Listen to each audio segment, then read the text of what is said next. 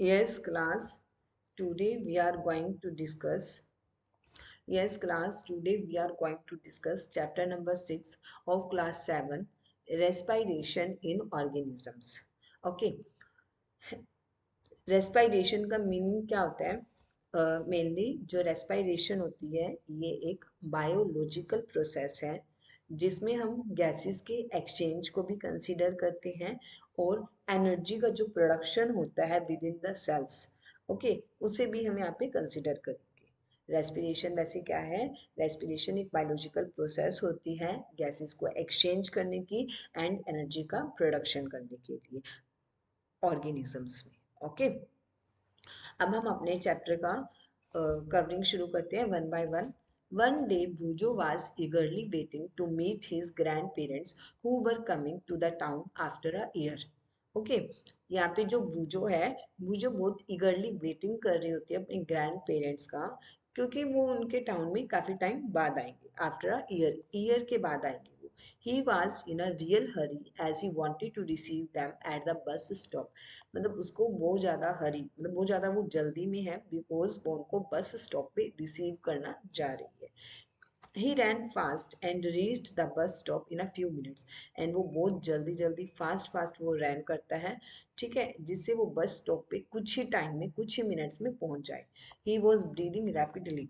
वो, अब आपको पता है कि जब हम रनिंग करते हैं ना तो उसकी वजह से क्या होता है कि जो हमारा ब्रीथिंग है, जो हमारी सांस लेने की प्रक्रिया है वो भी तेज हो जाती है, रैपिडली हो जाती है। His grand mother asked him why he was breathing so fast. जब वो बस स्टैंड पहुंच जाती है, बस स्टॉप पहुंच जाती है, तो उसकी ग्रैंड मदर उसको पूछती हैं कि बेटा आप इतना मतलब कि फास्टली ब्रीथ क्यों कर रहे हैं, इतना जल्दी जल्दी सांस क्यों ले रहे हैं। Boojho told her that he came running all the way. Boojho ने उनको बताया कि मैं सारे रास्ता मतलब कि रनिंग करता हुआ आया हूँ। But the question got stuck in his mind, but अब उसके खुद के ही माइंड में क्वेश्चन स्टक हो जाता है। He wondered why running makes a person breathe faster. उसने सोचा कि मतलब जब मैं रनिंग कर रहा हूँ तो इसकी वजह से मेरी ब्रीदिंग रेट क्यों फास्टर हुआ, मतलब मैं जल्दी जल्दी सांस क्यों ले रहा हूँ। The answer to Boojho's question lies in understanding why we breathe. अब जो बूजो के माइंड में क्वेश्चन आया उसका आंसर, अब मतलब अगर हम इस बारे में डिस्कस करेंगे कि हम ब्रीथ ही क्यों करते हैं तभी हमें समझ आएगा। Breathing is a part of respiration. जैसे अभी मैंने आपको बताया कि जो ब्रीथिंग होता है, ब्रीदिंग है जो, ये रेस्पिरेशन का एक पार्ट है। रेस्पिरेशन इन ऑर्गेनिजम्स आपके चैप्टर का नेम है ना, तो ब्रीदिंग जो है ये रेस्पिरेशन का एक पार्ट है। Okay, let us learn about respiration. आओ हम रेस्पिरेशन के बारे में लर्न करते हैं। वाई डू वी रेस्पायर, कि हम रेस्पायर करते ही क्यों हैं। In chapter 2, you learn that all organisms are made of small microscopic units called cells. आपने अपने चैप्टर 2 में लर्न किया है ना कि जितने भी ऑर्गेनिजम्स होते हैं मतलब उनमें एक सबसे एक स्मॉल यूनिट होती है, एक स्मॉल माइक्रोस्कोपिक यूनिट होती है जिसको हम सेल्स बोलते हैं। A cell is the smallest structural and functional unit of an organism. And जो सेल होता है ये सबसे स्मॉलेस्ट मतलब कि स्ट्रक्चरल एंड फंक्शनल यूनिट होता है ऑर्गेनिज्म का। स्ट्रक्चरल मीन्स इन्हीं सेल्स से ही हमें स्ट्रक्चर मिलते हैं कोई भी, ठीक है, एंड जो भी हमारी बॉडी में फंक्शंस परफॉर्म होते हैं, ठीक है, वो भी इन सेल्स के अंदर ही होती हैं। Each cell of an organism perform certain functions, मतलब कि हर एक सेल ऑर्गेनिजम्स में फंक्शंस परफॉर्म कर रहा होता है, जैसे न्यूट्रिशन के लिए, ट्रांसपोर्ट कराता है, ठीक है, एक्सक्रीशन एक्सक्रीट आउट करता है कुछ, एंड रिप्रोडक्शन मतलब कि द्वारा से रिप्रोड्यूस करता है, कुछ द्वारा से बनाता है। To perform these functions the cells needs energy. और इन्हीं सभी फंक्शंस को परफॉर्म करने के लिए जो सेल होते हैं हमारी बॉडी के, उनको एनर्जी की रिक्वायरमेंट होती है। Even when we are eating, sleeping और रीडिंग वी रिक्वायर एनर्जी। यहाँ तक कि जब हम ईटिंग कर रहे हैं, कुछ खा रहे हैं या सो रहे हैं या फिर कुछ पढ़ रहे हैं, तब भी हमें एनर्जी की रिक्वायरमेंट रहती है। But where does this energy come from, but ये एनर्जी आती कहाँ से है हमारी बॉडी में। Can you say why your parents insist that you should eat regularly. क्या आप बता सकते हो कि आपके पेरेंट्स आपको मतलब कि क्यों बार बार बोलते रहते हैं कि हमें रेगुलर टाइम इंटरवल्स के बाद खाना खाना चाहिए। The food has stored energy, क्योंकि जो खाना होता है उसमें energy as a stored form होती है which is released during respiration, जो कि हमारी बॉडी में रेस्पिरेशन के टाइम रिलीज होती है। Okay, Therefore, all living organisms respire to get energy from food. इसलिए जितने भी लिविंग ऑर्गेनिजम्स होते हैं वो रेस्पायर करते हैं, जिससे हमें जो हमने फूड का इनटेक किया है उससे हमें एनर्जी मिल जाए। During breathing we breathe in air. Breathing के टाइम क्या होता है, हम एयर में ब्रीथ करते हैं ना, you know that air contains oxygen. और आपको ये भी पता है कि हमारे जो इन्वायरमेंट में जो एयर प्रेजेंट है उसमें ऑक्सीजन भी होती है। We breathe out air which is rich in carbon dioxide. And ये सब तो आपको पता ही होगा ना, कि जो हम मतलब कि ब्रीथ आउट करते हैं, मतलब कि एक तो होता है हम ब्रीथ ऐसे किया तो ये ब्रीथ इन है, जब हम ब्रीथ आउट करते हैं, ओके, जब हम अपना सांस को छोड़ते हैं तो उस टाइम जो हम मतलब कि जो एयर हम बाहर निकाल रहे हैं वो किसमें, उसमें सबसे ज्यादा मात्रा किसकी होती है, कार्बन डाइऑक्साइड उसमें सबसे ज्यादा होता है। जब हम ब्रीथ आउट करते हैं तो उस टाइम उसमें सबसे ज्यादा मात्रा किसकी होती है, कार्बन डाइऑक्साइड की। The air we breathe in is transported to all parts of the body and ultimately to each cell. ठीक है, जो हम एयर ब्रीथ इन करते हैं, हमने जो एयर ब्रीथ अपने अंदर ली है, जो हवा हमने, उसमें सबसे ज्यादा क्या होगा, उसमें सबसे ज्यादा ऑक्सीजन की मात्रा होती है। ठीक है, तो वो जो हमने ऑक्सीजन रिच एयर का इनटेक किया है, जो हमने ऑक्सीजन रिच एयर अंदर अपने सेल्स में ली है, ठीक है, वो हमारे बॉडी में जाती है, पहले तो पार्ट्स ऑफ बॉडी में जाएगी, एंड अल्टीमेटली जितने हमारे पार्ट्स ऑफ बॉडी हैं, ठीक है, वो सब किससे बने होते हैं, सेल्स से बने होते हैं। ठीक है, फिर उन सभी सेल्स में, छोटे छोटे सेल्स में, जो छोटे छोटे सेल्स जो छोटे छोटे कंपार्टमेंट्स जो होते हैं उनमें जाती है। फिर in the cells oxygen in the air helps in the breakdown of food. और ये ऑक्सीजन हमारे सेल्स में जाती है एंड वहाँ पे हेल्प करती है जिससे फूड का ब्रेक डाउन हो जाए। The process of break down of food in the cell with the release of energy is called cellular respiration. And इसी प्रोसेस को, जिसमें हमारे सेल्स में जाके फूड का ब्रेक डाउन होता है, ठीक है, एंड वहाँ से एनर्जी रिलीज होती है। जैसे ही हमारे फूड का ब्रेक डाउन हुआ सेल्स में, तो उससे एनर्जी रिलीज होती है, एंड इसी प्रोसेस को हम सेलुलर रेस्पिरेशन कहते हैं। Cellular respiration takes place in the cells of all organisms.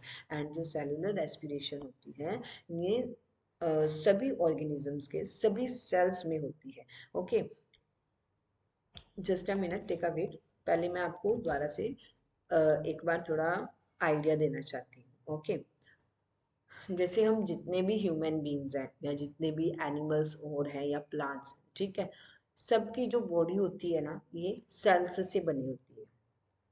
Okay, जैसे सपोज करो आपका हैंड है, हैंड में भी क्या है, सेल्स आपस में कंबाइन किए हुए, सेल्स आपस में कंबाइन किए हुए, ठीक है।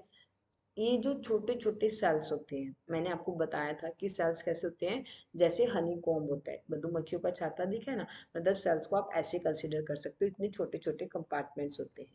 ठीक है, हमने अब जो भी खाना खाया वो क्या होता है, हमारे सेल्स तक पहुंचाया जाता है उसका ब्रेक डाउन वगैरह करके। ठीक है, अब सेल्स में क्या आएगा, जैसे ही हमने ब्रीथ इन किया एयर का, तो हम जो एयर अपने इन्वायरमेंट से लेते हैं उसमें सबसे ज़्यादा मात्रा ऑक्सीजन की होती है। मतलब कि जिस भी एयर का हमने इनहेलेशन किया है वो ऑक्सीजन रिच एयर होती है। ओके, वो ऑक्सीजन सबसे पहले हमारे बॉडी के पार्ट्स में जाएगी, बॉडी के पार्ट्स में फिर हमारे सेल्स में जाएगी।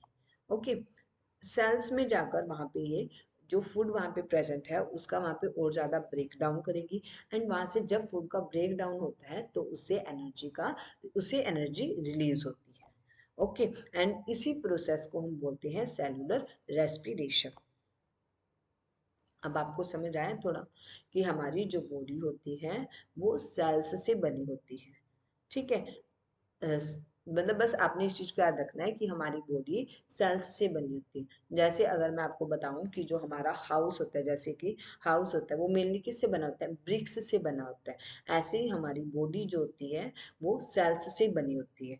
अब सेल्स के बीच में, ठीक है, सेल्स के अंदर, अब सेल्स के अंदर स्पेस है ना, तो सेल्स के अंदर हमारे पास स्पेस होता है, वहां पर बहुत ज़्यादा मतलब कि बहुत सारी टाइप की प्रोसेसेस होती हैं। ठीक है, जैसे अभी मैंने आपको बताया था, वो वहाँ पे ट्रांसपोर्टेशन भी करते हैं। ठीक है, फूड मिलता है वहाँ पे, फूड का ब्रेक डाउन भी होता है। ओके, वहाँ पे बहुत सारी प्रोसेसेस होती हैं। तो यहाँ पे फूड का ब्रेक डाउन भी होगा, तो उससे हमें एनर्जी मिलेगी। ओके, एंड इसी प्रोसेस को सेल्स में फूड का ब्रेक डाउन होना एंड वहां से एनर्जी का रिलीज होना, इसी प्रोसेस को हम सेलुलर रेस्पिरेशन बोलते हैं। देखो यहाँ पे दोबारा से देखो, the process of break down of food in the cell with the release of energy is called cellular respiration. हमारा जो फूड का ब्रेक डाउन होता है सेल्स में, और वहां से ब्रेक डाउन ऑफ फूड से जो एनर्जी निकलती है सेल्स के अंदर, इसी प्रोसेस को हम सेलुलर रेस्पिरेशन बोलते हैं। एंड सेलुलर रेस्पिरेशन सभी ऑर्गेनिजम्स में, सभी सेल्स में होती है। In the cell, the food is broken down into carbon dioxide and water using oxygen. Cells में क्या होता है कि हमारा जो फूड होता है, ठीक है, फूड हम हमारा जो फूड होता है उसको ब्रेक डाउन किया जाता है। फूड हमारा किस किस में ब्रेक डाउन हो जाता है, वहाँ पे जाके कार्बन डाइऑक्साइड में एंड वाटर में यूजिंग ऑक्सीजन। ओके, मतलब जो हमारा ग्लूकोज टाइप का फूड था, वहाँ पे उसको with the help of oxygen जब हमने उसको ब्रेक डाउन किया, तो उसने क्या क्या गिव राइज किया, क्या क्या आया वहाँ से, कार्बन डाइऑक्साइड मिली एंड वाटर मिला। When break down of glucose occurs with the use of oxygen, it is called aerobic respiration। जब हमारे ग्लूकोज का break down with the help of oxygen होता है या in the presence of oxygen होता है, तो उस रेस्पिरेशन को हम बोलते हैं aerobic respiration. Food can also be broken down without using oxygen. अगर फूड का broken down absence of oxygen में हो रहा है या विदाउट ऑक्सीजन हो रहा है, तो उस प्रोसेस को हम बोलते हैं anaerobic respiration. Break down of food release energy, and जैसे ही फूड का ब्रेक डाउन होता है तो उससे एनर्जी रिलीज होती ही होती है। ओके, आपको यहाँ पे एक एग्जाम्पल लेके बताया हुआ है कि जैसे ग्लूकोज है, ठीक है, ग्लूकोज की जगह आपके पास कोई किसी भी टाइप का प्रोटीन भी हो सकता है। ठीक है, ग्लूकोज, प्रोटीन, कार्बोहाइड्रेट्स वगैरह, वाइटामिन, कुछ भी हो सकता है। तो जितना भी ब्रेक डाउन होता है इन चीज़ों का, उससे ऑलवेज एनर्जी निकलती है। ग्लूकोज एक एग्जाम्पल हम ले लेते हैं। ठीक है, ग्लूकोज को लेके हम इजिली अंडरस्टैंडेबल बना देते हैं चीज़ों को। ठीक है, और अब आप सोच रहे हो हम ऑलवेज तो ग्लूकोज नहीं खाते, ठीक है, हम तो खाना खा रहे हैं, तो ग्लूकोज कहाँ से आई। ठीक है, अब हमने जो अपना खाना खाया, सपोज करो आपने चपाती खाई, सबसे पहले आपका जो माउथ है वहीं पे आपके खाने का च्युइंग कर लेते हैं ना, माउथ को हम, माउथ में ही हम अपने खाने का च्युइंग कर लेते हैं ना, मतलब यहाँ पे हम इसको छोटे छोटे पीसेस में और डिवाइड कर लेते हैं। उसके बाद जैसे जैसे ये हमारे स्टमक तक आता है, स्टमक तक आते आते इसमें और भी बहुत ज़्यादा प्रोसेसिंग होती है, इसको बिल्कुल ही डाइजेस्टिव फॉर्म में कन्वर्ट कर दिया जाता है। ठीक है, इसको बिल्कुल ही डाइजेस्टिव फॉर्म में कन्वर्ट कर दिया जाता है। उसके बाद जो भी हमारा फूड रह जाता है स्टमक में, जो हमारा फूड होता है ना, इसमें से जो वेस्ट पार्ट होता है, ठीक है, जो रफेज टाइप होता है, उसको तो हम एज अ एक्सक्रीशन बाहर निकाल देते हैं। ठीक है, एज अ स्टूल हम बाहर निकाल देते हैं। यहाँ से हमारे जो और विंस वगैरह होती हैं, उसमें हमारा मतलब कि जो फूड का मेन मेन पार्ट्स रह जाता है। जैसे फूड में से हम क्या क्या ले लेते हैं, ग्लूकोज, वाइटामिन, कार्बोहाइड्रेट्स, साल्ट्स, ये सब यहाँ से स्टमक से हमारी बॉडी से एब्जॉर्ब कर दिया जाता है। ओके, अब यहाँ पे ग्लूकोज का in the presence of oxygen जब ब्रेक डाउन हुआ, तो ये क्या रिलीज करता है, कार्बन डाइऑक्साइड, वाटर, एंड हमें एनर्जी मिल जाती है। You should know that there are some organisms such as yeast that can survive in the absence of air, they are called anaerobes। अब आपको ये भी पता होना चाहिए कि कुछ ऑर्गेनिजम्स ऐसे होते हैं जैसे कि ईस्ट, ये एयर की एब्सेंस में भी सर्वाइव कर जाते हैं। दे आर कॉल्ड अनेरोब्स, इनको हम क्या बोलते हैं, एनेरोब्स बोलते हैं। They get energy through anaerobic respiration, and ये जो एनर्जी इनको मिलती है, एनर्जी की रिक्वायरमेंट तो इन्हें भी है, जो इनको एनर्जी मिलती है वो एनेरोबिक रेस्पिरेशन के थ्रू मिलती है। In the absence of oxygen, glucose breaks down into alcohol and carbon dioxide. जहाँ पर ऑक्सीजन प्रेजेंस नहीं होती, तो वहाँ पे ग्लूकोज का ब्रेकडाउन किस में होता है, अल्कोहल एंड कार्बन डाइऑक्साइड में। ओके, अभी मैंने आपको बताया कि जब ग्लूकोज का ब्रेकडाउन हमारे सेल्स में in the presence of oxygen होता है, तो वो क्या गिव राइज करता है, carbon dioxide plus water plus energy.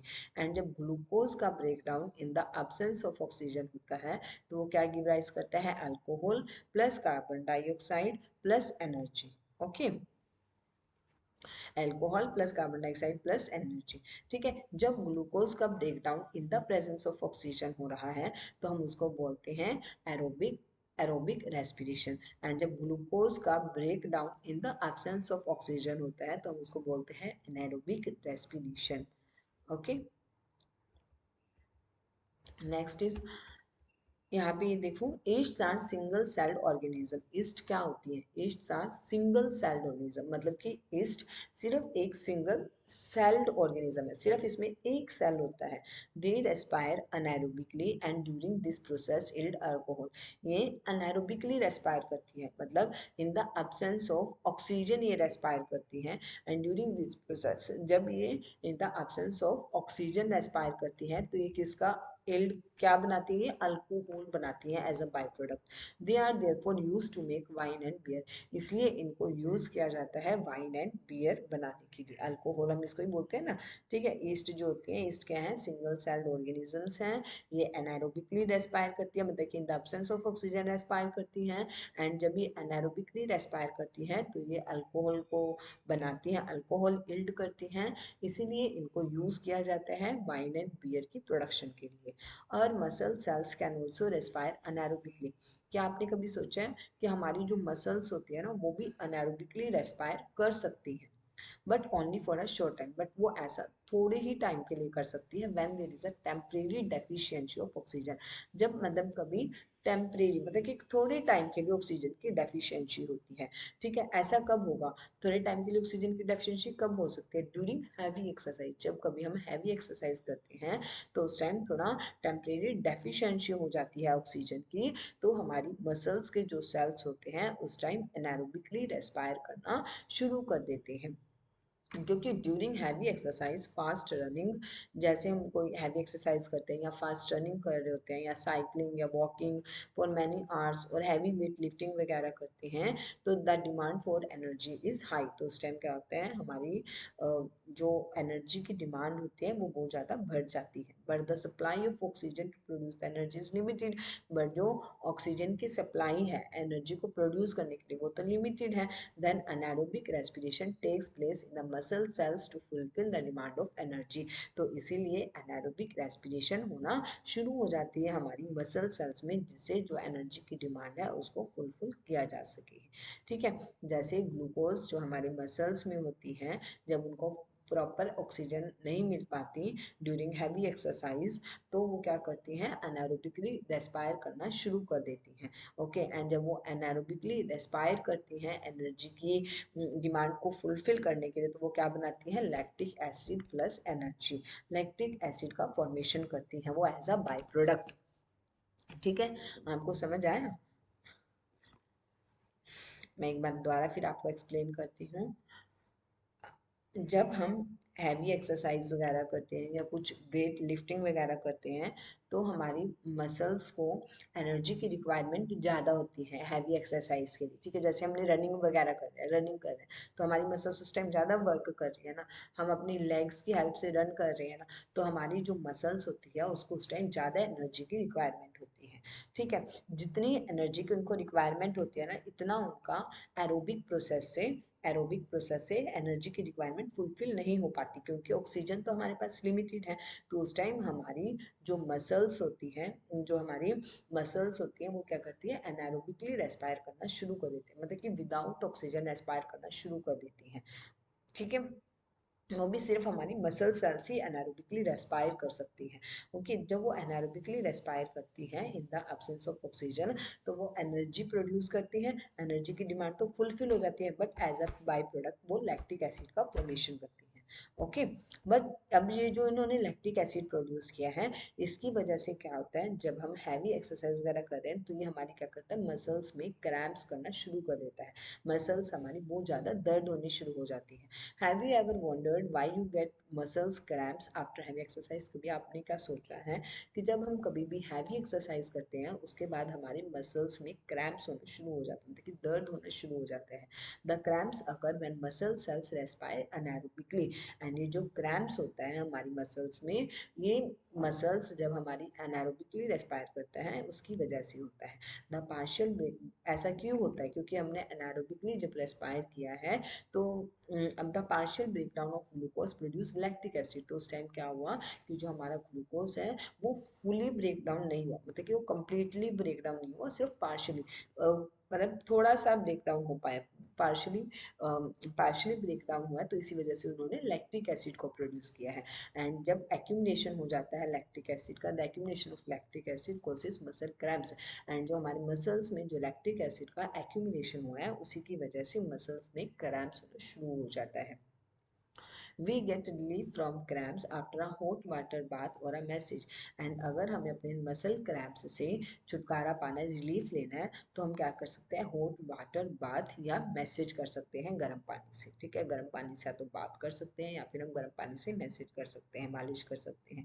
Can you guess why it's so? मतलब क्या आपने कभी ऐसा सोचा कि जब हम गर्म पानी से बात कर रहे हैं या मैसेज कर रहे हैं तो हमारी मसल्स क्रैम्प कम क्यों हो जाते हैं?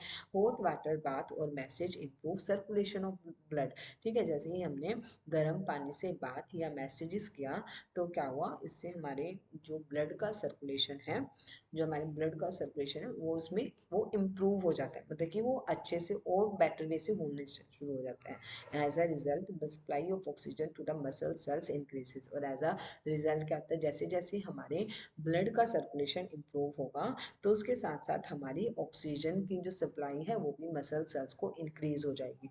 आपने ये चीज़ हमेशा याद रखनी है कि हमारी बॉडी में जिस भी चीज़ का ट्रांसपोर्ट होता है वो विद ब्लड होता है। ठीक है, ऑक्सीजन का जो ट्रांसपोर्टेशन होता है हमारी बॉडी की सेल्स को, वो ब्लड के साथ साथ होता है। जैसे ही ब्लड की सप्लाई बढ़ेगी वैसे ही हमारी जो सेल्स हैं उनमें ऑक्सीजन भी सप्लाई ज़्यादा जाएगी। Okay, the increase in the supply of oxygen result in the complete breakdown of lactic acid, जैसे ही वहाँ पे कंप्लीट सप्लाई होता है ऑक्सीजन का तो उससे क्या होता है, लैक्टिक एसिड ब्रेक डाउन कर जाता है कार्बन डाइऑक्साइड एंड वाटर में, एंड जो हमारा मसल क्रैम्प्स वाली प्रॉब्लम थी वो सॉर्ट आउट हो जाती है। Okay, next is breathing. पहले हमने किसके बारे में पढ़ा है? 6.1 is all about why do we respire, कि हम रेस्पायर करते क्यों हैं। Okay, next is about breathing. Breathing mainly क्या समझते हो? सिर्फ इनहेलेशन? ब्रीदिंग में टू प्रोसेसेस इन्वॉल्व होती है, एक तो inhalation of oxygen and exhalation of carbon dioxide. ठीक है, ब्रीदिंग में मेनली टू थिंग्स होती हैं। सबसे पहले तो inhalation of oxygen, inhalation of oxygen rich air and exhalation of carbon dioxide rich air. Okay, breathing is inhalation of oxygen rich air and exhalation of carbon dioxide rich air. Okay, now you have activity 6.1. Close your nostrils and mouth tightly and look at a watch. What did you feel after some time? How long were you able to keep both of them closed? Note down the time for which you could hold your breath. Okay, अब आपने एक activity करनी है। आपने क्या करनी है, अपने दोनों की दोनों नॉस्ट्रिल्स, नॉस्ट्रिल्स से समझते हो ना? ठीक है, नॉस्ट्रिल्स, दोनों के दोनों नॉस्ट्रिल्स को आपने और माउथ को, दोनों को आपने अच्छे से टाइटली बंद कर देना है एंड वॉच में टाइम नोट करना है कि कितना ज़्यादा टाइम आप आराम से, मतलब कि ईजिली अपने अपना, मतलब कि अपने सांस को होल्ड कर पा रहे हो, मतलब कि कितना टाइम आप अपनी ब्रीथ को होल्ड कर पा रहे हो। ओके, आपने इस टाइम पीरियड को नोटिस करना है। So now you know that you can not survive for long without breathing. जब आप ऐसा करोगे तो आपको लगेगा कि यस, हम ज़्यादा टाइम तक ऐसा नहीं कर सकते। ठीक है, तो अब आपको ये चीज़ समझ आ जाएगी कि हम ब्रीदिंग के बिना सर्वाइव ही नहीं कर सकते।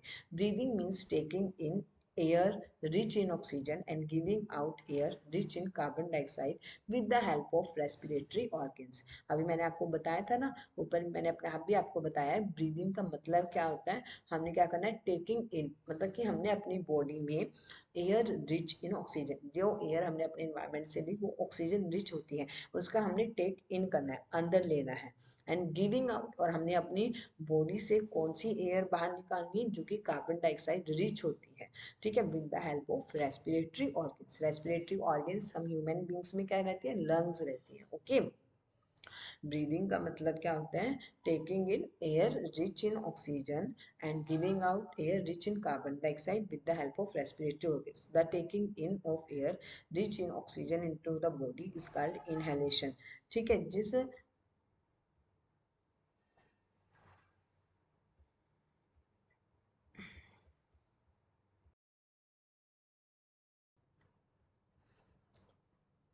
it is a continuous process. Yes, it is a continuous process which goes on all the time and throughout the life of an organism. जो ब्रीथिंग प्रोसेस होती है ये एक कॉन्टिन्यूस प्रोसेस है, मतलब कि एक लगातार चलने वाली प्रोसेस है जो कि ऑल टाइम मतलब कि ऑलवेज होती रहती है and all through the life time, मतलब कि सारी लाइफ जितना टाइम हम जीवित रहते हैं उतने टाइम तक होती रहती है और कंटिन्यूअसली होती रहती है, चाहे हम सो भी रहे हों चाहे हम रेस्ट पोजीशन में हैं तब भी जो ब्रीथिंग की प्रोसेस है वो चलती रहती है। The number of times a person breathes in a minute is termed as the breathing rate. Yes, it's important. Breathing rate क्या होता है कि कोई भी पर्सन कि 1 मिनट में कितना टाइम ब्रीथ कर रहे हैं उसको हम क्या बोलते हैं? Breathing rate. The number of times a person breathe in a minute is termed as the breathing rate. कि कोई पर्सन 1 मिनट में कितना टाइम ब्रीथ कर रहा है उसे हम बोलते हैं उसका breathing rate. During breathing inhalation and exhalation takes place alternately. Yes, जब आप ब्रीदिंग रेट को मेजर करने की कोशिश करोगे तो आपको इसमें ध्यान रखना है कि वन ब्रीदिंग किसके इक्वल होती है? 1 time inhalation and 1 time exhalation. Okay, जब आपने 1 टाइम एयर को इनहेल किया अपनी बॉडी के अंदर लिया एंड उसे एक्सहेल किया तो वो आपका क्या हुआ? 1 ब्रीदिंग हुआ। ओके, तो during breathing inhalation and exhalation takes place alternately. ठीक है, ब्रीदिंग के टाइम क्या होता है कि इनहेलेशन एंड एक्सहेलेशन अल्टरनेटली होता है। पहले आपने इनहेलेशन किया, आफ्टर दैट आप एक्सहेलेशन करोगे, उसके बाद ही आप नेक्स्ट ब्रीदिंग करोगे। Okay, a breath means 1 inhalation plus 1 exhalation. यही बात यहाँ पे बताई है कि ब्रीथ करने का मतलब क्या होता है? आपने 1 टाइम इनहेलेशन किया फिर प्लस आपने उसके साथ 1 टाइम एक्सहेलेशन किया, ये आपका ब्रीथ हो गया है। Would you like to find out breathing rate? क्या आप भी मतलब पसंद करोगे अपना ब्रीदिंग रेट को चेक करना? Do you want to know whether it is constant or it change according to the requirement of oxygen by the body? आपको क्या लग रहा है कि जो ब्रीदिंग रेट है वो आपका हर एक मिनट सेम आएगा या ये कुछ कंडीशंस पे डिपेंड करता है या ये चेंज होगा according to requirements of the body? Let us find out by doing the following activity. Yes, अब इस चीज़ को चेक करते हैं कि जो आपका ब्रीथिंग रेट है क्या वो कांस्टेंट रहता है, क्या वो हर एक मिनट में सेम आएगा या फिर ये according to requirement of energy change होगा। Okay, we have activity 6.2।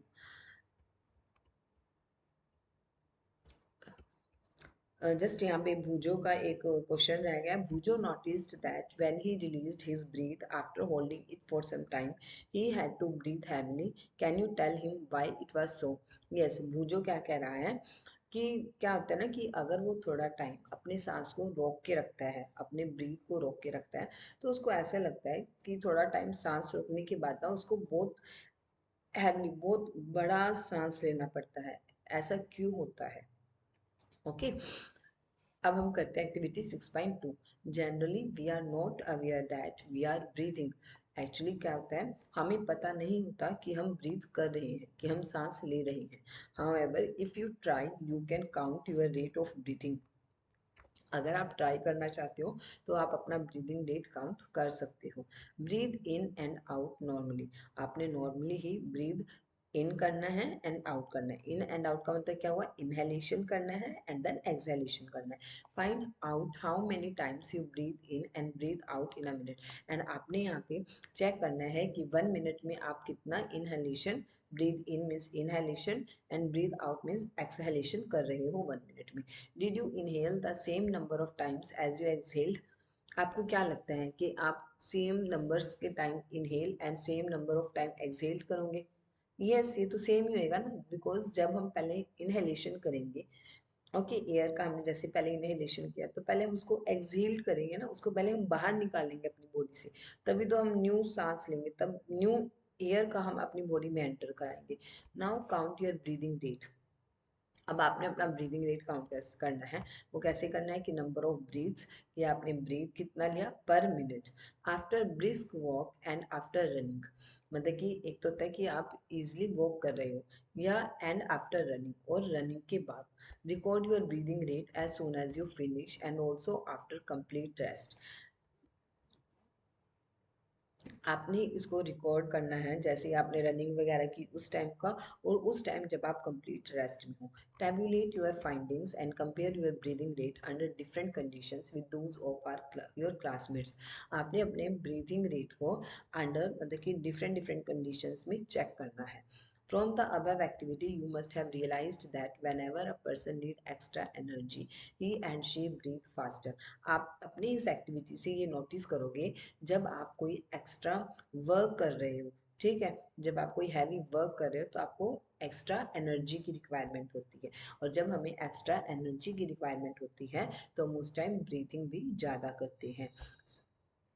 मैं आपको यहाँ पे एक एग्जांपल बताती हूँ, जैसे हम रनिंग वगैरह करते हैं, ठीक है, जैसे हम कुछ भी वर्कआउट कर रहे हैं, तो हमें उस टाइम एनर्जी की रिक्वायरमेंट ज़्यादा होती है, तो हमें उस एनर्जी की रिक्वायरमेंट को फुलफिल करने के लिए अपना ब्रीदिंग रेट भी इंक्रीज बढ़ाना पड़ता है। हमारा जो ब्रीदिंग रेट है वो ऑटोमेटिकली बढ़ जाता है हमारी बॉडी की एनर्जी की रिक्वायरमेंट को पूरा करने के लिए। Okay, as a result more oxygen is as a result more oxygen is just a minute. As a result more oxygen is required. As a result more oxygen is supply to our cells, क्योंकि जब हम ज़्यादा work करते हैं तो हमारी body के sales को ज़्यादा ऑक्सीजन की सप्लाई करना पड़ता है। It speeds up the break down of food and more energy is released. इसके लिए क्या होता है, जो फूड का ब्रेक डाउन होता है वो भी जल्दी होने शुरू हो जाता है, उसको भी स्पीड अप कर दिया जाता है, एंड इससे जब एनर्जी का जब हमारे फूड का ब्रेक डाउन ज़्यादा होगा तो उससे एनर्जी भी रिलीज होएगी। Does this explain why do we feel hungry after physical activity. क्या ये इस चीज़ को एक्सप्लेन कर पा रहा है कि जब भी हम कोई फिजिकल वर्क करते हैं, कुछ भी वर्कआउट करते हैं, तो हमें भूख लगने लगती है। When you feel drowsy does your breathing rate slow down, does your body receive sufficient oxygen. जब आपको मतलब ऐसे गिरा गिरा सा लगता है, उस टाइम आपको जो ब्रीदिंग रेट है वो भी स्लो डाउन हो जाता है क्या, ठीक है, या आपकी बॉडी को उस टाइम सफिशिएंट ऑक्सीजन मिल रहा होता है। देखो मैं आपको यहाँ पे बताती हूँ, जब भी हम कोई सिंपली रेस्ट वगैरह कर रहे होते हैं, ठीक है, तो उस टाइम हमारी बॉडी को एनर्जी की कम रिक्वायरमेंट होती है, तो हमारा जो ब्रीथिंग रेट होता है वो भी स्लो मतलब कि अपना इजी वे में चलता है, ठीक है। बट जब भी हम कोई एक्सरसाइज करते हैं, जब भी हम कोई फिजिकल एक्टिविटी करते हैं, जैसे रनिंग कर रहे हैं, वॉकिंग कर रहे हैं, ठीक है, कोई हाउस होल्ड चोर कर रहे हैं, तो उस टाइम क्या होता है, हमारी बॉडी को एनर्जी की रिक्वायरमेंट ज़्यादा होती है, ठीक है। हमारी बॉडी को अगर एनर्जी की रिक्वायरमेंट ज़्यादा है तो हमारी बॉडी में ज़्यादा हम क्या करेंगे, एनर्जी की रिक्वायरमेंट को फुलफिल करने के लिए हमारी जो बॉडी है वो जल्दी जल्दी सांस लेने की कोशिश करती है। जैसे जैसे हम सांस लेते हैं जल्दी जल्दी, उससे ज़्यादा उससे हमारी बॉडी में ज़्यादा से ज़्यादा ऑक्सीजन भेजी हम इनहेल करते हैं। ओके, जैसे ही हमारी बॉडी में ज़्यादा ऑक्सीजन इनहेल होती है तो उससे हमारे फूड का ब्रेक डाउन होता है और उससे हमें एनर्जी मिलती है। ओके, ऑन एन एवरेज, अभी हमारा ये रहेगा check box, on an average an adult human being at rest breathe in and out 15 to 18 times in a minute. मतलब कि ऑन एन एवरेज ऐसा माना जाता है कि जो एडल्ट ह्यूमन बीइंग होता है अगर वो रेस्टली ब्रीथ कर रहा है, मतलब कि वो रेस्ट कंडीशन में और ब्रीथ कर रहा है, तो 15 to 18 times in a minute breathe करता है। And during heavy exercise the breathing rate can increase up to 25 times per minute. और जब कोई हैवी एक्सरसाइज कर रहा हो तो हमारा जो ब्रीथिंग रेट है वो 25 टाइम्स पर मिनट तक भी चला जाता है। While we exercise not only do we breathe fast, we also take deep breath and thus inhale more oxygen. Yes, ऐसा ही नहीं है कि हम एक्सरसाइज कर रहे हैं तो हम सिर्फ अपना ब्रीदिंग का रेट ही इंक्रीज कर रहे हैं। हम क्या करते हैं कि जो हम ब्रीथ करते हैं उसको ब्रीदिंग को फास्ट भी करते हैं और डीप ब्रीद लेते हैं, जिससे हमें ज़्यादा से ज़्यादा ऑक्सीजन का हम इनहेलेशन कर सकें। Okay, next is activity 6.3. Figure 6.3 shows the various activities carried out by a person during a normal day. Can you say in which activity the rate of breathing will be slowest and in which it will be the fastest? Okay यहाँ पे आपको different types की activities दिखाए हुए हैं। यहाँ पे आपको स्लीपिंग, यहाँ पे सो रहे हैं, ठीक है, यहाँ पे वर्क कर रहे हैं, रीडिंग वगैरह कर रहे हैं, यहाँ पे जस्ट वॉकिंग कर रहे हैं ना, ये चल रहे हैं, ये रनिंग कर रहे हैं, ये अपना क्लॉथ्स वॉश कर रहे हैं। ओके, तो आपको ये बताया, आपसे ये पूछा गया है कि जो एक्टिविटीज़ यहाँ पे परफॉर्म की जा रही है, कि किस एक्टिविटी में मतलब कि किस एक्टिविटी में जो ब्रीदिंग रेट है वो स्लोएस्ट है एंड किस एक्टिविटी में ब्रीदिंग रेट सबसे फास्टेस्ट है। अब स्लोएस्ट तो आप मुझे बता ही सकते हो, स्लोएस्ट तो तब होगा ना जब हम रेस्ट कंडीशन में, जब हम सो रहे हैं। ओके, और उससे सेकंड नंबर पे स्लोएस्ट कहाँ पे होगा, जब हम अपना सिर्फ रीडिंग वगैरह कर रहे हैं, हम बैठे हैं एक जगह, यहाँ पे भी हमारी थोड़ा रेस्ट कंडीशन ही आ जाता है, ठीक है। सबसे कम ब्रीदिंग रेट हमारा स्लीपिंग कंडीशन में होगा, उससे थोड़ा सा ज़्यादा हमारा जब हम रीडिंग कर रहे हैं उस टाइम होगा ब्रीदिंग रेट, उससे थोड़ा सा ज़्यादा जब हम क्लोथ्स वॉश कर रहे हैं उस टाइम हुआ, ठीक है। या इस कंडीशन को कंसिडर कर सकते हो, या आप वॉकिंग कंडीशन को भी कंसिडर कर सकते हो कि जैसे आप ये नॉर्मली चल रहे हैं थोड़ा, तो इस टाइम भी हमारा जो ब्रीदिंग रेट है थोड़ा कम होगा। आफ्टर दैट यहाँ पे ये वॉशेस क्लॉथ कर रहे हैं, क्लॉथ्स को वॉश कर रहे हैं, सॉरी, तो इनका ब्रीदिंग रेट इससे थोड़ा और ज़्यादा होगा, इनका ब्रीदिंग रेट इससे भी ज़्यादा होगा क्योंकि रनिंग कर रहे हैं, और इनसे भी ज़्यादा ब्रीदिंग रेट इनका होएगा क्योंकि यहाँ पे ये क्या कर रहे हैं, यहाँ पे वर्कआउट कर रहे हैं ना, यहाँ पे स्टेयर्स पे चढ़ रहे हैं, तो इनका ब्रीदिंग रेट और भी ज़्यादा होगा। तब आप बता सकते हो सबसे स्लोएस्ट ब्रीदिंग रेट किसका आएगा, ये जो पर्सन यहाँ पे रेस्ट कर रहा है, और सबसे फास्टेस्ट ब्रीदिंग रेट का ये किसका आएगा, जहाँ पे या तो स्टेयर्स पे चढ़ रहा है, ठीक है, इसका सबसे फास्टेस्ट ब्रीथिंग रेट होगा। ओके,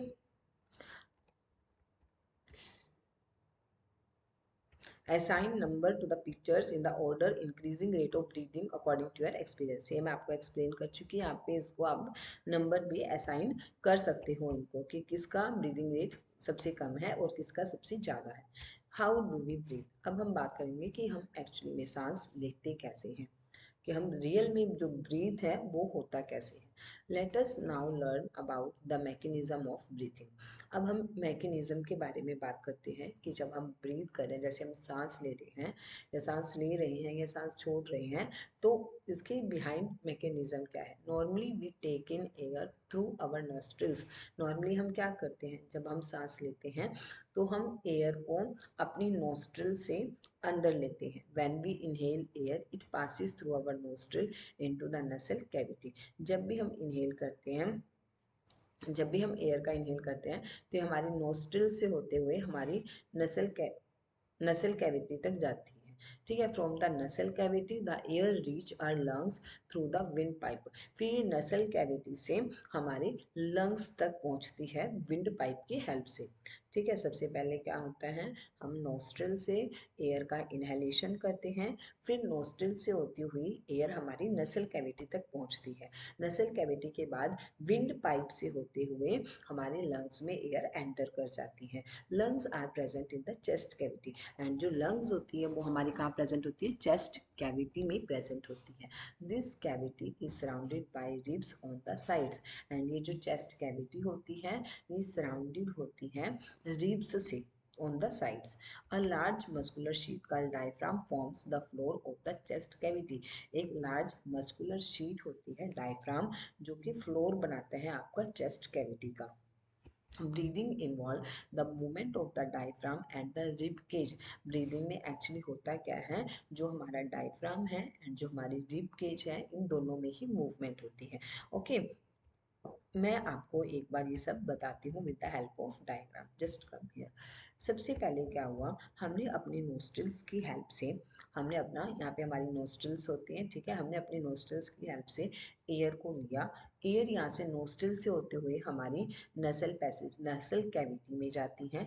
नसल कैविटी के बाद वो हमारे विंड पाइप से होते हुए, ये हमारी विंड पाइप होती है, ओके, विंड पाइप से होते हुए वो हमारे लंग्स में जाती है, ठीक है, हमारे लंग्स में जाती है, रिब्स में जाती है हमारे, ठीक है। एंड यहाँ पे ये जो लंग्स होती है हमारी, जो ये हमारे लंग्स होती हैं, ये कहाँ पे प्रेजेंट होती है, ये हमारी चेस्ट कैविटी में प्रेजेंट होती हैं, चेस्ट कैविटी में प्रेजेंट होती है। एंड ये जो चेस्ट कैविटी होती है, इसका फ्लोर किसने बनाया हुआ, मतलब किसके लिए सबसे लाइंग वाली पोजीशन कौन सी है, डायफ्राम है। सबसे नीचे क्या है इसमें, डायफ्राम, ओके। सबसे पहले हमने क्या किया, नोस्ट्रल से एयर का इनटेक किया। नोस्ट्रल से हमारी जो एयर होती है वो हमारे नसल कैविटी में जाती है।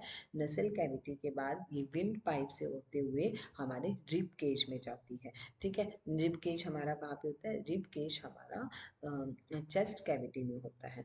रिब केज हमारे ये कहाँ पे प्रेजेंट है, ये हमारी चेस्ट कैविटी में प्रेजेंट है।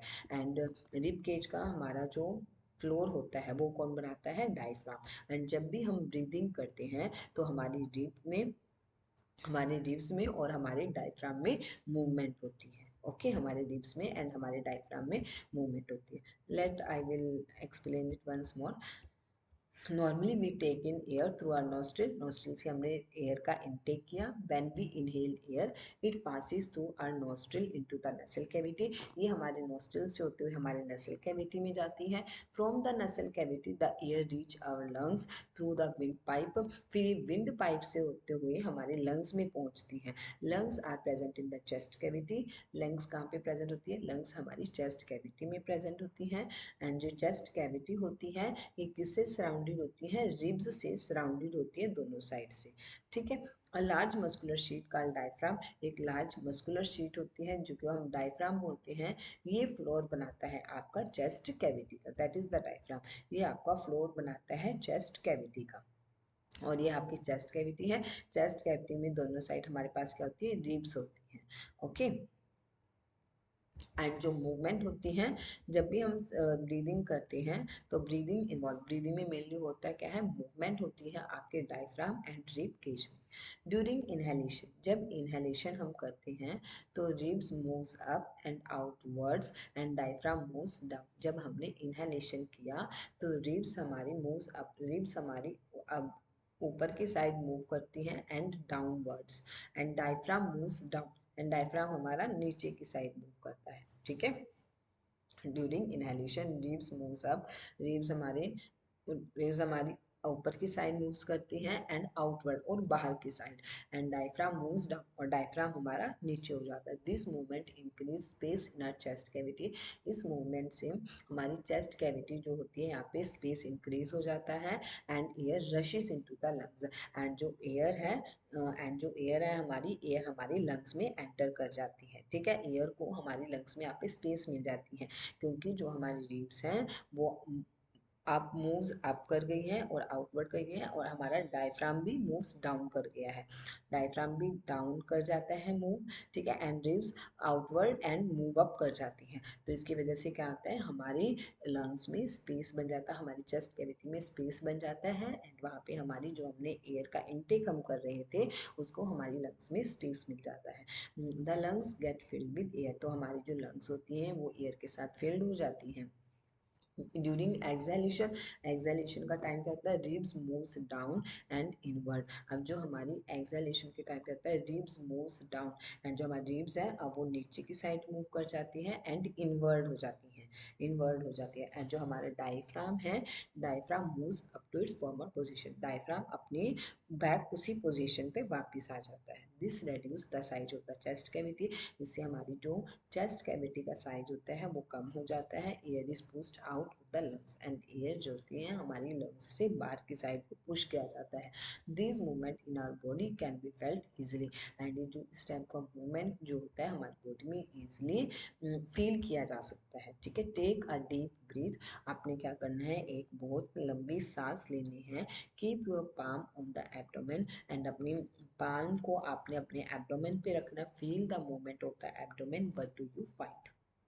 आपने अपने मूवमेंट को फील करना है और आपने मुझे बताना है कि आपको कैसा लगा। After having learn that during breathing there are changes in the size of the chest cavity, children got involve in the chest expansion competition.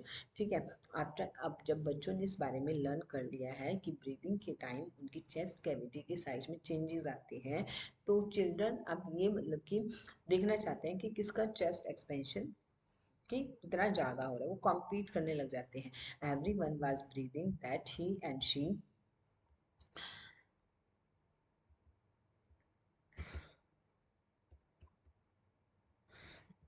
everyone was breathing that he and she could expand it the maximum। हर कोई अपना ज़्यादा से ज़्यादा मतलब कि लंबा सांस लेने की कोशिश करता है। How about doing this activity in the class with your classmate. Okay, smoking damage lungs. जो स्मोकिंग होती है, स्मोकिंग क्या करती है, हमारे लंग्स को डैमेज कर देती है। स्मोकिंग क्या करती है, डैमेज कर देती है लंग्स को। Smoking is also linked to cancer, and जो स्मोकिंग होती है वो कैंसर भी कॉज कर देती है। Okay, it must be avoided, इसलिए हमें स्मोकिंग को अवॉइड करना चाहिए।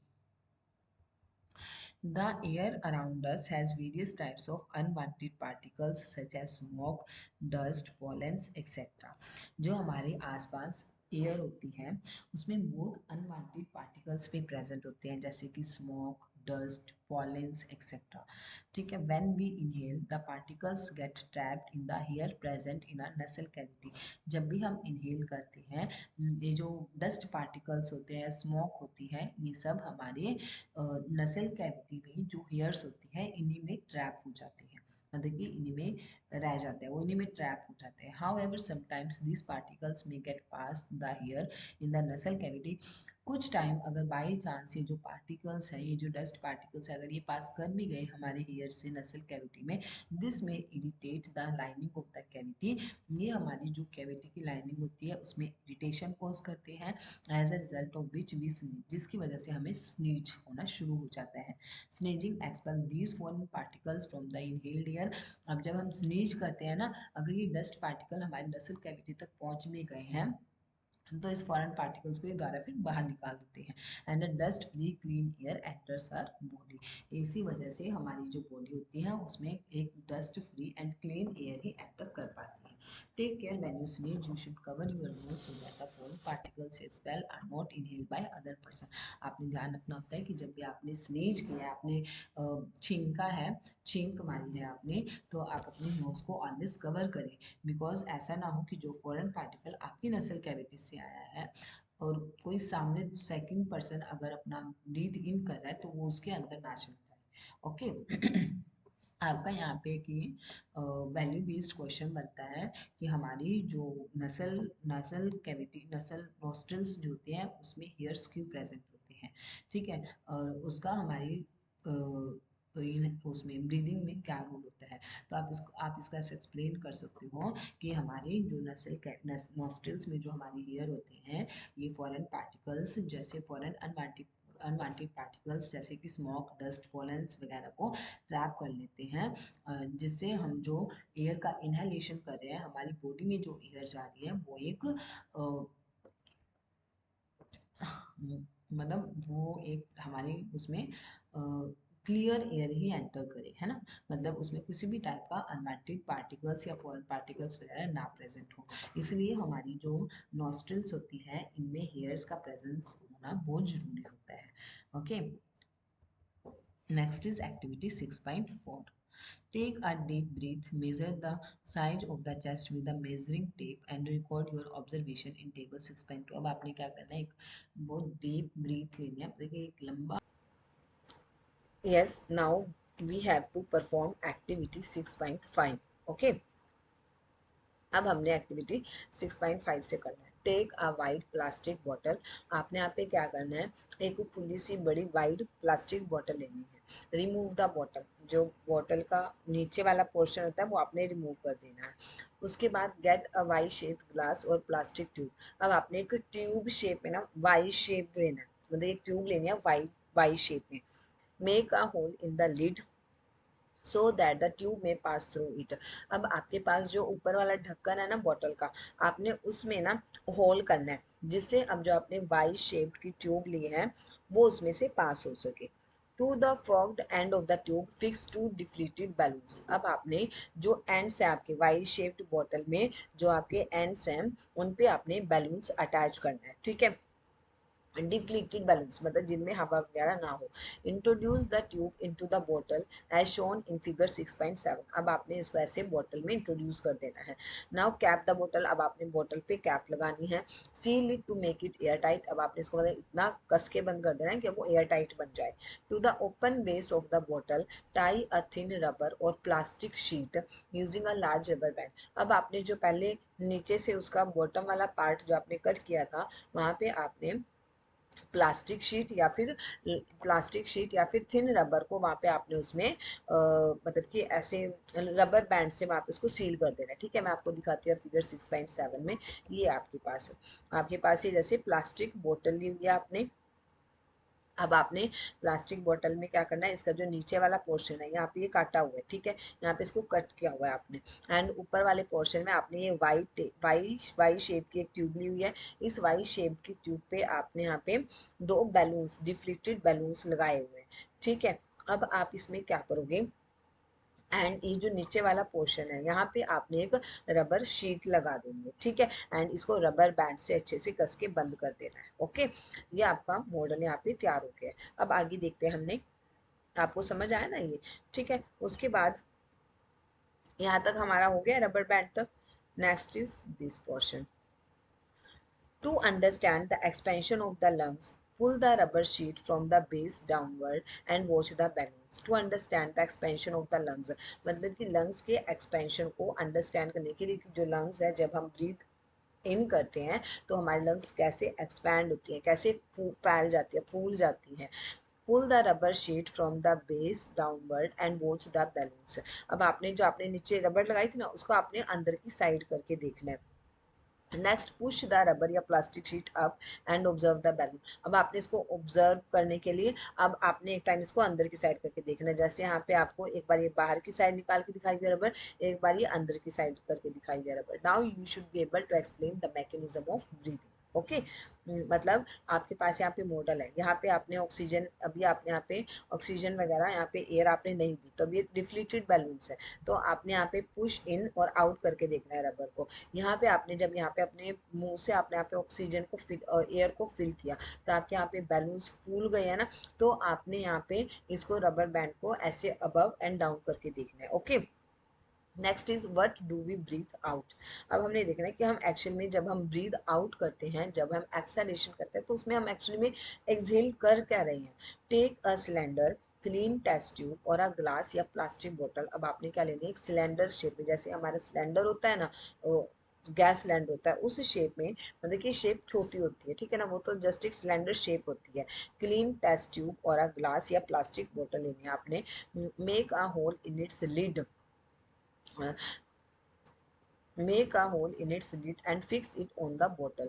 आपने यहाँ पे होल करना है इसके लिड में, एंड यहाँ पे बोतल में उसको फिक्स कर देना है, ठीक है। जैसे आप वो लेते हो ना, सॉफ्ट ड्रिंक्स वगैरह लेते हो, उसका ऊपर का जो ढक्कन होता है उसमें आपको वो स्ट्रॉ डाल के देता है ना, सेम थिंग वैसे ही, ओके।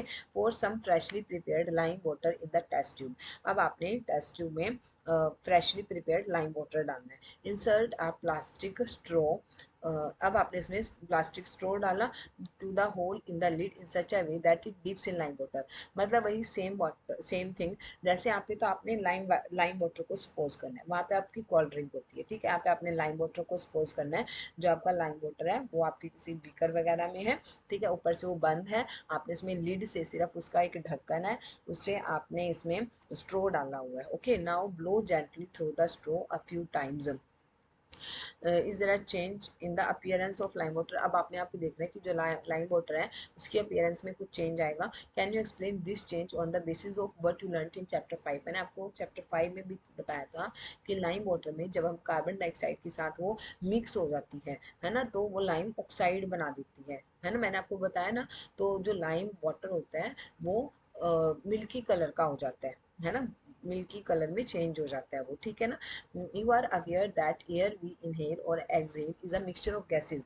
आपको ये पता है कि जो एयर हम चाहे इनहेल कर रहे हैं चाहे एक्सहेल कर रहे हैं वो मिक्सचर ऑफ गैसेज होता है। What do we exhale, actually हम एक्सहेल करते क्या है, do we exhale only carbon dioxide or a mixture of gases along with it. क्या आप ओनली कार्बन डाइऑक्साइड एक्सहेल करते हो या उसमें भी कुछ मिक्सचर ऑफ गैसेज होता है। You must have observed that if you exhaled on a mirror, a film of moisture appear on its surface. जब आप कभी देखना, कभी आप मिरर के पास खड़े होके मिरर के सरफेस पे एक्सहेल करना, तो आपको जहाँ पे आपने एक्सहेलिंग किया मिरर पे वहाँ पे आपको कुछ ड्रॉपलेट्स भी नजर आएंगी। Where do this droplets come, तो ये ड्रॉपलेट्स आती कहाँ से हैं। Boojho wants to know how much air a person can hold in the lungs. अब बूजो ये जानना चाहता है कि कोई भी पर्सन अपनी लंग्स में कितना मतलब कि कितना एयर को होल्ड कर सकता है। Okay, breathe for better life, regular traditional breathing exercise pranayama can increase the capacity of lungs to take in more air. कि जैसे वो प्राणायाम वगैरह होता है तो वो हमारी लंग्स की कैपेसिटी को इंक्रीज करता है कि जिससे हमारे जो लंग्स हैं वो ज़्यादा से ज़्यादा एयर को होल्ड करके रखें। Thus, more oxygen can be supplied to the body cells, resulting in release of more energy. जिससे हमारी बॉडी के सेल्स को हमारे बॉडी सेल्स को ऑक्सीजन ज़्यादा से ज़्यादा मिल सके और जितनी ज़्यादा उन्हें ऑक्सीजन मिलेगी उतनी ही ज़्यादा एनर्जी का रिलीज होगा with the help of break down of food, उतना ही ज़्यादा ब्रेक डाउन ऑफ फूड होगा। ओके, ये लाइम वाटर था। लाइम वाटर में जब हमने ऐसे स्ट्रॉ से एक्सहेल किया तो लाइम वाटर टर्न्स मिल्की, वो मिल्की में कन्वर्ट हो जाता है। The percentage of oxygen and carbon dioxide in inhaled and exhaled air, मतलब कि इनहेल्ड एयर में एंड एक्सहेल्ड एयर में आपको यहाँ पे परसेंटेज बताई गई है। इनहेल्ड एयर में लंग्स में 21% ऑक्सीजन जाती है एंड लंग्स से 0.04% कार्बन डाइऑक्साइड वहाँ से रिमूव की जाती है। एक्सहेल्ड में 16.4% ऑक्सीजन एक्सहेल होती है and 4.4% carbon dioxide. Okay,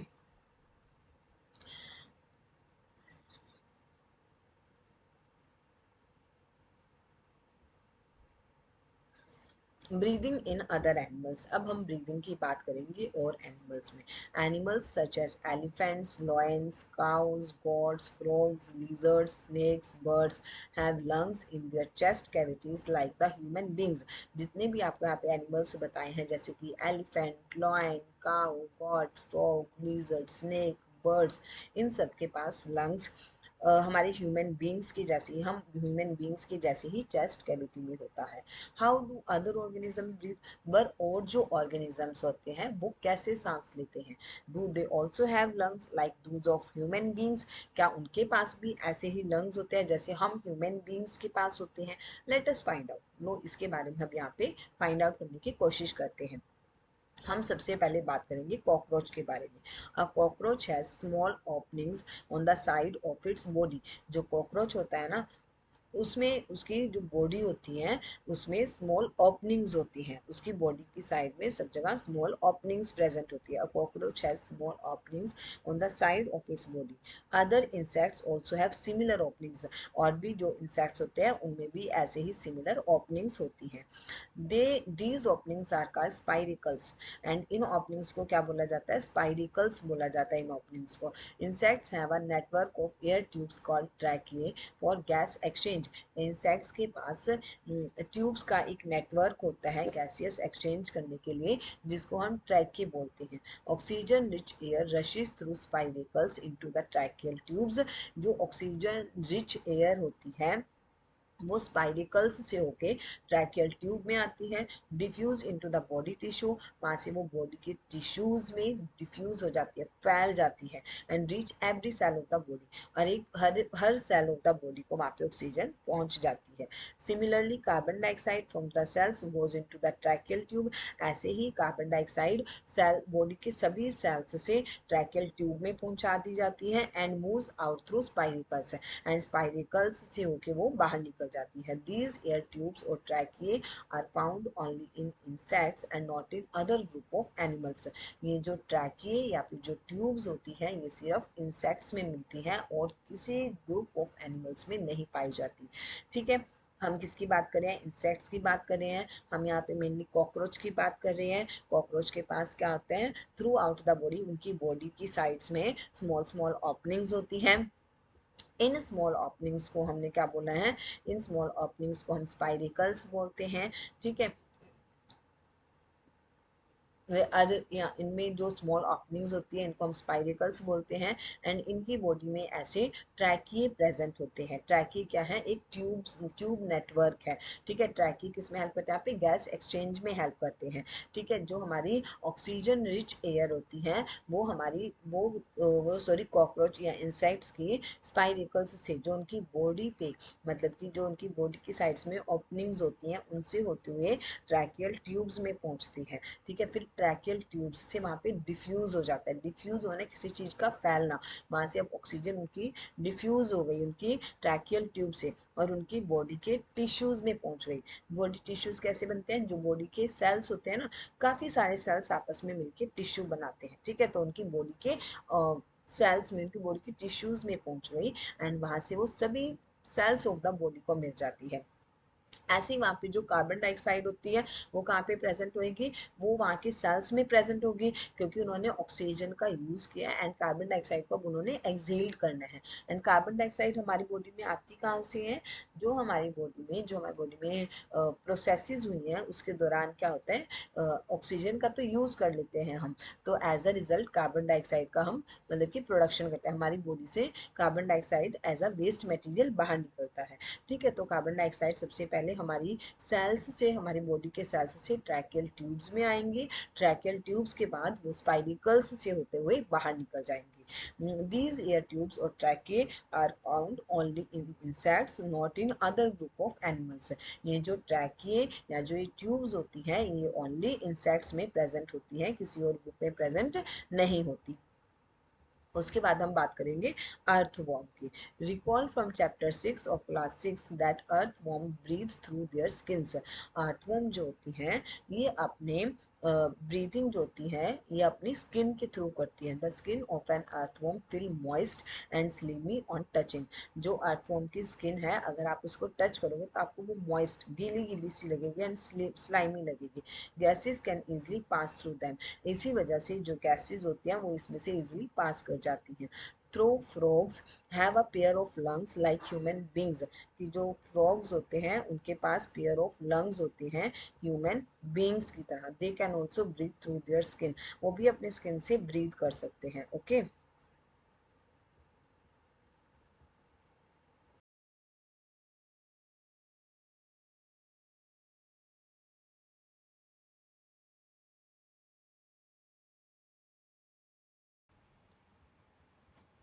yes. जो अर्थवर्म सॉरी जो फ्रॉग्स होते हैं, frogs have a pair of lungs like human beings. Frogs के पास भी पेयर ऑफ लंग्स होता है ह्यूमन बींग्स के जैसे। जैसे हम लोगों के पास पेयर ऑफ लंग्स होता है ऐसे ही फ्रॉग के पास भी पेयर ऑफ लंग्स होता है। ठीक है, they can also breathe through their skin. But जो फ्रॉग्स होते हैं वो अपनी स्किन से भी ब्रीथ कर सकते हैं, which is moist and slippery. जो उनकी स्किन होती है वो भी अर्थ वॉर्म्स की जैसे मॉइस्ट एंड स्लिपरी होती है। ओके, अभी आपको इसमें से क्या समझ आया कि जो अर्थवॉर्म होती है वो ब्रीथ करती है अपने स्किन से। अर्थवॉर्म की स्किन कैसी होती है, मॉइस्ट एंड स्लिमी होती है। अगर हम उसको टच करते हैं, मॉइस्ट मतलब कि गीली गीली सी लगता है, स्लिमी लगते हैं टच में। ओके, एंड यहाँ पे गैसेस इजीली पास कर जाती हैं उनकी स्किन से। ओके, फ्रॉग्स, फ्रॉग्स के पास लंग्स के पेयर भी होते हैं। लंग्स का पेयर मतलब कि टू लंग्स होती हैं, है ना। तो टू का मतलब क्या हो गया, पेयर, है ना। पेयर ऑफ लंग्स भी होते हैं। एंड जो फ्रॉग्स होते हैं वो अपनी स्किन की हेल्प से भी ब्रीथ करते हैं, क्योंकि उनकी जो स्किन होती है वो भी मॉइस्ट एंड स्लिपरी होती है। Bujo has seen in television programs that whales and dolphins often come up to the water surface. बूजो ने मतलब कि टेलीविजन प्रोग्राम्स में ये देखा हुआ था कि जो वेल्स एंड डॉल्फिन्स होती है ना वो वाटर के सरफेस पे ऊपर आ जाती हैं। They even release a fountain of water sometimes while moving upward. And क्या करते हैं, कभी कभी उन्होंने देखा है कि कुछ वाटर ना उनके अंदर मतलब पहले से ही था, तो वो उस वाटर को भी ऊपर आके निकालती हैं अपने अंदर से। वाई डू दे सो, वो ऐसा क्यों करती हैं? Breathing under water. 6.6 is breathing under water. Can we breathe and survive in water? क्या हम ब्रीथ या फिर सर्वाइव कर सकते हैं वाटर में? नहीं ना, हम तो नहीं कर सकते breathe and survive in water. There are many organism which live in water. बहुत से ऑर्गेनिजम्स ऐसे होते हैं जो वाटर में ही रहते हैं। How do they breathe under water? तो वो वाटर के अंदर कैसे ब्रीथ करते हैं? You have studied in class 6 that gills in fish help them to use oxygen dissolved in water. आपने क्लास 6 में इस बारे में रीड किया है कि जो फिश होती हैं, फिश में गिल्स होती हैं। ठीक है, जैसे हम लोगों के पास, ह्यूमन बींग्स के पास लंग्स होते हैं, ऐसे ही फिश के पास गिल्स होती हैं।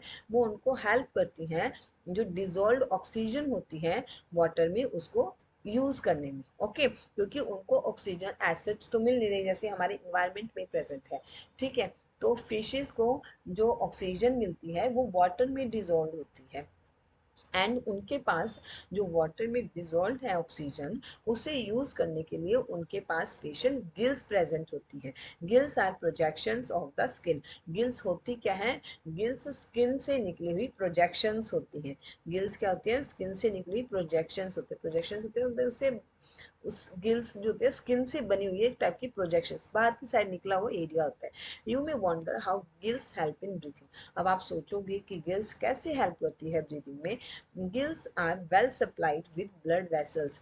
गिल्स में मतलब बहुत अच्छे से ब्लड वेसल्स प्रेजेंट होती है फॉर एक्सचेंज ऑफ गैसेस, जिससे वहां पे गैसेस का एक्सचेंज हो सके। ठीक है, next is do plants also respire? क्या प्लांट्स भी रेस्पायर करते हैं? Okay, like other living organisms, plants also respire for their survival, as you have learned in class 6. Yes, of course. और जितने लिविंग ऑर्गेनिजम्स हैं उनके जैसे प्लांट्स भी रेस्पायर करते हैं अपने सर्वाइवल के लिए। They also take in oxygen from the air and give out carbon dioxide. ठीक है, जो प्लांट्स होते हैं वो भी अदर लिविंग ऑर्गेनिजम्स के जैसे, अदर लिविंग के जैसे वो भी ऑक्सीजन का इनटेक करते हैं एयर से, एंड कार्बन डाइऑक्साइड को रिलीज करते हैं।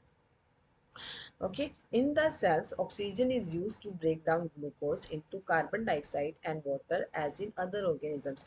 प्लांट्स में भी क्या होता है कि प्लांट्स में भी जो सेल्स होती है, सेल्स के अंदर ऑक्सीजन को यूज किया जाता है ग्लूकोज का ब्रेक डाउन करने के लिए। एंड यहाँ पे भी जब ग्लूकोज का ब्रेक डाउन किया जाता है तो ग्लूकोज के ब्रेक डाउन से यहाँ पे भी कार्बन डाइऑक्साइड एंड वाटर, मतलब जैसे हम ह्यूमन बींग्स में रिलीज होती हैं ऐसे ही प्लांट्स में भी रिलीज होती हैं। प्लांट भी हमारे जैसा ही प्रोसेस यूज करते हैं। प्लांट्स भी ऑक्सीजन का इनहेल करते हैं। प्लांट्स भी ऑक्सीजन को लेते हैं और कार्बन डाइऑक्साइड को रिमूव करते हैं। Okay, in plants, each part can independently take in oxygen from the air and give out carbon dioxide. But हमें डिफरेंस क्या है कि जो प्लांट्स होते हैं, मतलब कि प्लांट्स की जितनी भी पार्ट्स हैं वो इंडिपेंडेंटली अपने आप ही ऑक्सीजन का इंटेक भी कर सकते हैं एंड कार्बन डाइऑक्साइड को बाहर निकाल भी सकते हैं। You have already learned in chapter 1 that the leaves of the plants have tiny pores called stomata for exchange of gases and carbon dioxide, exchange of oxygen and carbon dioxide। ठीक है, आपने chapter first में ये learn भी किया है कि plants के जो लीव्स होते हैं उनमें एक टाइनी पोर्स, छोटे छोटे से पोर्स होते हैं जिनको हम स्टोमेटा बोलते हैं, जो गैसेस का एक्सचेंज करते हैं। ठीक है, ऑक्सीजन एंड कार्बन डाइऑक्साइड का वो एक्सचेंज कराते हैं। ऑक्सीजन को वो लेते हैं एंड कार्बन डाइऑक्साइड को वो रिमूव कराते हैं प्लांट में से। पहली wants to know whether roots which are underground also take in oxygen, if so how? अब पहले जानना चाहती हैं कि जैसे मैंने बोला कि प्लांट्स के सभी पार्ट इंडिपेंडेंटली ऑक्सीजन का इंटेक कर सकते हैं, तो अब पहले जानना चाहती है कि जो प्लांट्स की रूट्स होती हैं क्या वो भी वाटर का इंटेक कर सकती हैं? अगर वो ऑक्सीजन का इंटेक कर सकती है, अगर वो ऑक्सीजन का इंटेक करती है, वो तो धरती में होती है ना, वो तो सॉइल में होती है, तो वो कैसे करती है? Like all other living cells of the plant, the root cells also need oxygen to generate energy. ठीक है, और जितने भी लिविंग सेल्स होते हैं प्लांट्स के, उनके जैसे जो रूट सेल्स होती हैं उनको भी ऑक्सीजन की रिक्वायरमेंट रहती है एनर्जी को प्रोड्यूस करने के लिए। Roots take up air from the air spaces present between the soil particles. इसलिए जो रूट्स होती हैं वो एयर का अपटेक कहाँ से करती हैं, एयर स्पेसिस से, जो कि सोइल पार्टिकल्स के बीच में प्रेजेंट होते हैं। सपोज करो ये आपकी एक रूट हेयर दिखाई हुई है, ये आपका क्या दिखाया हुआ है, रूट हेयर दिखाया हुआ है, एंड ये आपके सोयल पार्टिकल्स हैं। ओके, इन सोयल पार्टिकल्स के बीच में ये जो स्पेसिस है ना, ये सोयल के स्पेसिस है, ये एयर स्पेसिस हैं। तो आपकी जो रूट्स होती है वो यहीं से ऑक्सीजन का इनटेक करती है, वो यहीं से ऑक्सीजन को लेती है। Okay, can you guess what would happen if a potted plant is overwatered. क्या होगा अगर कोई पॉटेड प्लांट है, मतलब कि आपने किसी गमले में पानी लगाया और आप उसको बहुत ज़्यादा पानी डाल देते हो उसमें। In this chapter you learn this that respiration is a vital biological process. And इस चैप्टर में आपने पढ़ा है कि जो रेस्पिरेशन है ये बहुत ही ज़रूरी, बहुत ही इसेंशियल बायोलॉजिकल प्रोसेस है। और इसेंशियल का मतलब होता है कि जिसके बिना हम रह ही नहीं सकते। All living organisms need to respire to get the energy needed for their survival. जितने भी लिविंग ऑर्गेनिजम्स हैं सबको रेस्पायर करना पड़ता है अपनी एनर्जी की डिमांड को पूरी करने के लिए, अपना सर्वाइवल लेने के लिए, अपना सर्वाइव रहने के लिए। ओके, अब इसके अंदर आपके पास कुछ की वर्ड्स मेंशन है at the last. Aerobic respiration मैंने आपको बताया था, ठीक है। अनएरोबिक रेस्पिरेशन भी मैंने आपको एक्सप्लेन किया है। ब्रीदिंग रेट, ब्रीदिंग रेट क्या होता है, ब्रीद इनहेलेशन प्लस एक्सहेलेशन पर मिनट, है ना, इन 1 मिनट, वो क्या हो गया आपका ब्रीदिंग रेट। सेलुलर रेस्पिरेशन क्या होता है कि जो सेल्स में ग्लूकोज का ब्रेकडाउन होता है ना, जो सेलुलर लेवल पे ग्लूकोज का ब्रेकडाउन होता है कार्बन डाइऑक्साइड एंड वाटर को फॉर्म करने के लिए एंड एनर्जी का रिलीज कराने के लिए, उसको हम बोलते हैं सेलुलर रेस्पिरेशन। डायफ्राम, डायफ्राम मैंने आपको बताया था कि जो चेस्ट कैविटी होती है उसका फ्लोर, उसका बेस बनाता है आपका डायफ्राम। एक्सहेलेशन भी मैंने आपको बताया था। एक्सहेलेशन में क्या होता है, आप carbon dioxide rich carbon dioxide का आप एक्सहेलेशन करते हैं। ओके, गिल्स, गिल्स, गिल्स किस में होती हैं, गिल्स फिशेज में होती हैं। ओके, गिल्स क्या होती है, एक्सटेंशन होती है स्किन का। Gills is the extension of skin in fishes. Okay, and gills work क्या करती हैं, गिल्स में ब्लड वेसल्स की अच्छे से सप्लाई होती है, जिससे वहाँ से प्रॉपर ब्लड की सप्लाई हो, ऑक्सीजन प्रॉपर मिल पाए, एंड वहाँ पे गैसेस एक्सचेंज कराया जाता है। लंग्स, लंग्स किन में होती है, ह्यूमन बींग्स में होती हैं, कुछ एनिमल्स में भी होती हैं। एंड लंग्स का भी मेन काम क्या होता है, लंग्स भी गैसेस एक्सचेंज कराती हैं। इनहेलेशन, इनहेलेशन में आपने बताया था जब हम अपने एयर से ऑक्सीजन रिच एयर का जब हम इनहेलेशन करते हैं, इनटेक करते हैं, तो इस प्रोसेस को हम इनहेलेशन बोलते हैं। स्पाइरिकल्स, स्पाइरिकल्स मैंने किसमें बताया आपको, कॉकरोच में स्पाइरिकल्स होते हैं। ठीक है, स्पाइरिकल्स कॉकरोच की through out the body present होते हैं। वो हेल्प करते हैं ऑक्सीजन का इनटेक कराने के लिए एंड कार्बन डाइऑक्साइड को बॉडी से बाहर रिमूव कराने के लिए। फिर स्पाइरिकल्स से होके चाहे हमारी ऑक्सीजन का जो हमने इनटेक किया वो ट्रैकिया में जाता है, ट्रैकिया से सारे बॉडी के सेल्स में जाता है, टिश्यूज में जाता है, एंड वहाँ से वो डिजोल्व हो जाता है। ओके, एंड रिब्स, रिब्स भी मैंने आपको बताई थी, लंग्स में रिब्स प्रेजेंट होती हैं, है ना। रिब्स क्या करती हैं, रिब्स, रिब्स कहाँ प्रेजेंट, रिब्स रिब केज में प्रेजेंट होती हैं। ओके, ये सब आप एक बार देख लेना, इसकी एक्सरसाइज करने की कोशिश करना आपने, जैसे यहाँ पे गिवन है। अच्छा मेरे को ये बताओ, ये तो मैं आपका अभी चेक कर सकती हूँ, tick the correct answers. In cockroach air enter the body through.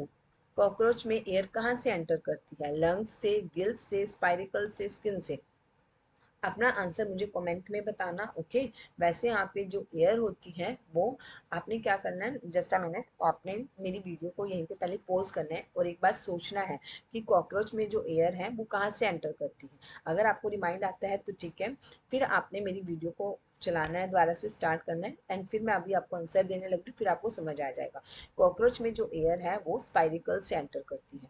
During heavy exercise we get cramps in the legs due to the accumulation of, yes, जब हम कभी भी हैवी एक्सरसाइज करते हैं तो हमारे लेग्स में क्रैम्प्स होना शुरू होता है। किसकी एक्यूमुलेशन की वजह से होता है, लैक्टिक एसिड के एक्यूमुलेशन की वजह से होता है। Okay, normal range of breathing rate पर मिनट इन एन एवरेज,